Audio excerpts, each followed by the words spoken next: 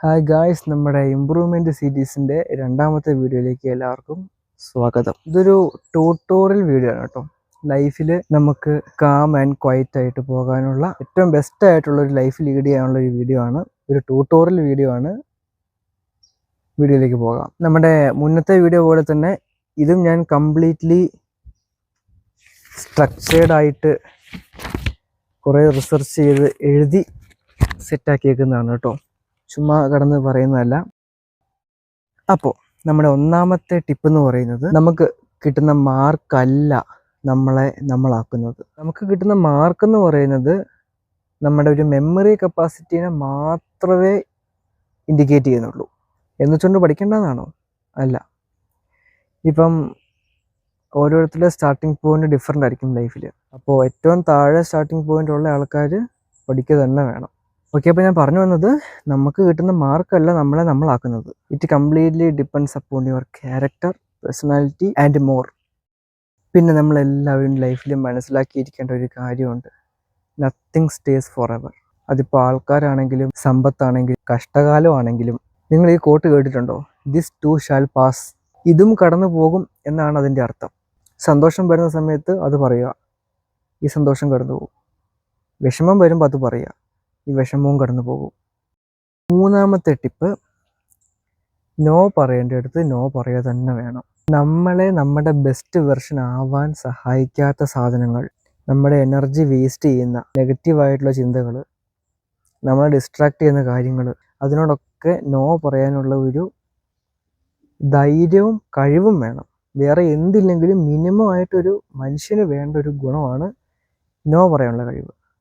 പിന്നെ എല്ലാവരും പറയാറുള്ള പോലെ തന്നെ, ടൈം ഈസ് നോൺ റീഫണ്ടബിൾ. നമുക്ക് ഈ ലോകത്ത് തിരിച്ച് കിട്ടാത്ത ഒരേ ഒരു സാധനം എന്ന് പറയുന്നത് ടൈമാണ്. മരണത്തിന് ശേഷമാണെങ്കിലും ജീവിതമുണ്ട്.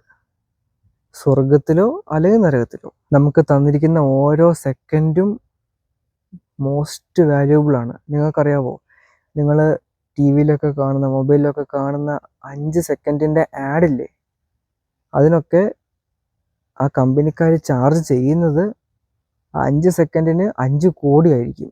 സോ എന്ത് ചെയ്യുക? Use it wisely. പിന്നെ അഞ്ചാമത്തെ ടിപ്പ്, നമ്മളെ ഓരോരുത്തരെ ട്രീറ്റ് ചെയ്യുന്നത് അവരുടെ ക്യാരക്ടറും പേഴ്സണാലിറ്റിയും വെച്ചാണ്. അല്ലാതെ അത് നമ്മളുമായിട്ട് യാതൊരു ബന്ധവുമില്ല. അവർ നമ്മളെ ട്രീറ്റ് ചെയ്യുന്നു, അത് അവരുടെ കാര്യം. നമ്മൾ അതിനോട് എങ്ങനെ റിയാക്ട് ചെയ്യുന്നു, നമ്മളും അവർ നമ്മളോട് ചെയ്യുന്ന പോലെ തന്നെ മോശമായിട്ട് അല്ലെങ്കിൽ ഒരു റൂഡായിട്ടുള്ള രീതിക്കാണ് ബിഹേവ് ചെയ്യുന്നതെങ്കിൽ അത് നമ്മുടെ മാത്രം. നിങ്ങൾക്കൊരാളോടുള്ളതോ അല്ലെങ്കിൽ അയാൾക്ക് ഇങ്ങോട്ടുള്ളതോ സ്നേഹം ഒറിജിനൽ ആണെങ്കിൽ അവിടെ ഈ പറയുന്ന പോലത്തെ പ്രശ്നമൊന്നും ഉണ്ടാവില്ല. അതായത് അവരിങ്ങോട്ട് ട്രീറ്റ് ചെയ്യുന്ന പോലെയല്ല നിങ്ങൾ അങ്ങോട്ട് ട്രീറ്റ് ചെയ്യുക.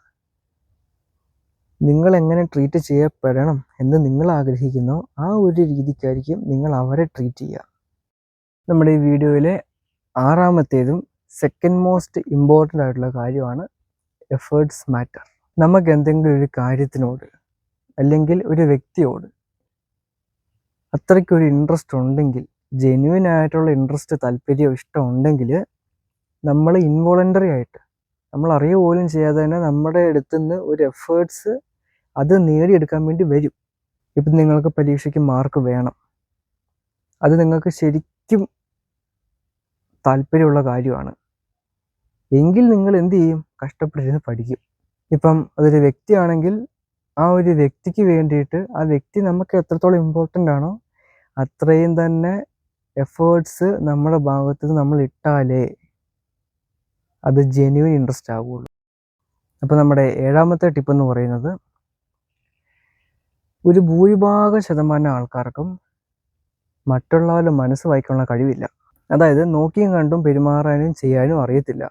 അങ്ങനെയുള്ളപ്പോൾ നമ്മൾ എന്ത് ചെയ്യണം? നമുക്ക് തോന്നുന്ന കാര്യങ്ങൾ നമ്മൾ ജെന്യുവനായിട്ട് ഉള്ളതുപോലെ തന്നെ, ആരെയും പ്ലീസ് ചെയ്യിപ്പിക്കാനോ ചെയ്യാനോ അല്ല, ജെന്യുവനായിട്ട് പറയുക, തുറന്നു പറയുക. അങ്ങനെയുള്ള സാഹചര്യത്തിൽ മാത്രമേ നമ്മുടെ ഫീലിങ്സ് മറ്റുള്ളവർക്ക് മനസ്സിലാവുകയുള്ളൂ. ഇപ്പോൾ ചിലപ്പം നമ്മുടെയൊക്കെ മുഖങ്ങൾ കണ്ടാൽ തന്നെ നമ്മുടെയൊക്കെ വീട്ടിലുള്ള അമ്മയ്ക്കും അപ്പനും മനസ്സിലായെന്നിരിക്കും. ചിലർ ഫ്രണ്ട്സിനും ഇന്ന പോലെ എന്തോ ഒരു കുഴപ്പമുണ്ട്, എന്തോ ഒരു വിഷമമുണ്ട് അവന്. ബാക്കിയുള്ളവരോട് എന്ത് ചെയ്യണം? നമ്മൾ തുറന്ന് പറയണം. നമുക്ക് എന്താണ് ഫീൽ ചെയ്യുന്നതെന്ന്. എല്ലാവരും പറയുന്ന, എന്നാൽ അധികം ആരും തന്നെ ചെയ്യാത്തൊരു കാര്യമാണ് your happiness is your responsibility. ആരെങ്കിലും അങ്ങനെ ചെയ്യാറുണ്ടോ? എനിക്കറിയാവുന്ന ഭൂരിഭാഗം പേരും, ഞാൻ ഉൾപ്പെടെയുള്ള ആരും തന്നെ സ്വന്തം കാര്യങ്ങൾ മാത്രം, സ്വന്തം ഹാപ്പിനെസ് മാത്രം നോക്കിയിട്ടല്ല ഓരോ കാര്യങ്ങളും ചെയ്യുന്നത്. അവരുടെ കൂടെയുള്ള ആൾക്കാരെയും എല്ലാവരെയും പരിഗണിക്കും.